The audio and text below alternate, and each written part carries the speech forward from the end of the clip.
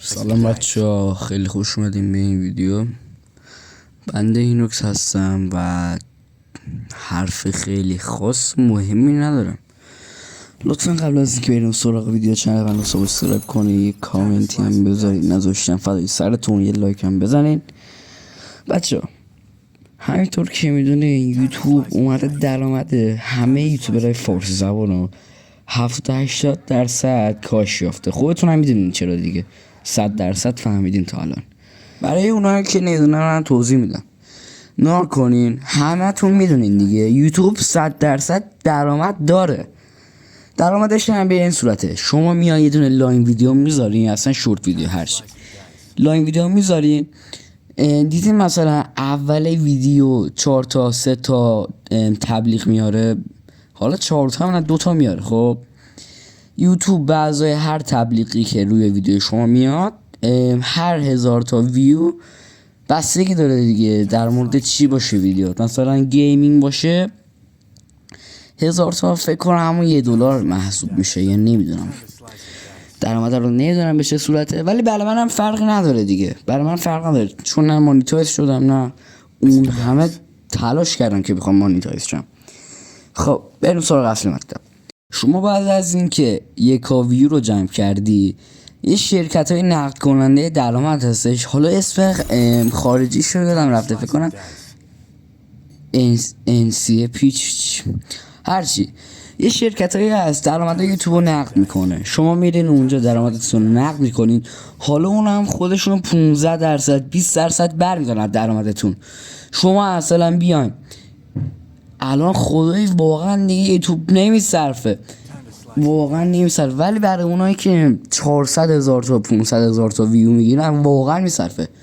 مثلا اونا از 1 میلیارد تومان رسیدن به 200 میلیون 100 میلیون و امیدوارم واقعا این برطرف بشه. واقعا ما نیاز داریم. مثلا فکر کن نیما توکیدو بیاد بره نجاری کار کنه آجی، فکر کن یه لحظه شما فکر کنه. ولی اونا یه چنل اینستاگرامی نمیدونم شاید برن آپارات، ولی اگه یوتیوب همینجوری پیش بره پول ادیتور رو میخوای از کجا بیاری؟ پول تامنیل زن تو ویدیو باید یه خرج کنه دیگه، حداقل یه نمیدونم 110 جیم باید قرکشی بذاره تا مردم دنبالت کنن.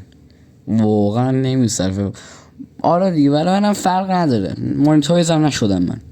ولی ببینین بچه ها، من تا وقتی که درآمد رو برگرده، فکر نکنم اون رو برگرده، ببینیم خدا بند چی میخواد.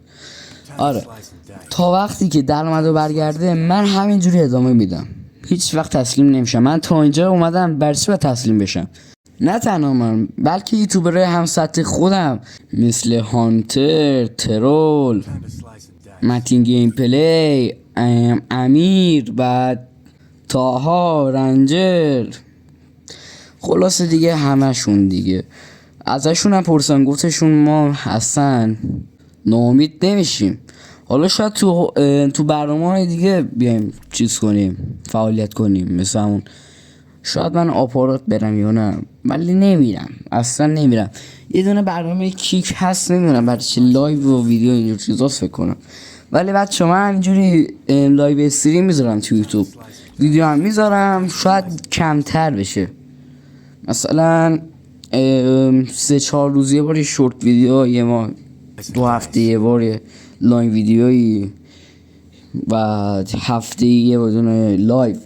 ولی بازم ادامه میدم، من ادامه میدم، هیچ وقتا تسلیم نمیشم. خیلی دوستتون دارم، فعلا خداحافظ.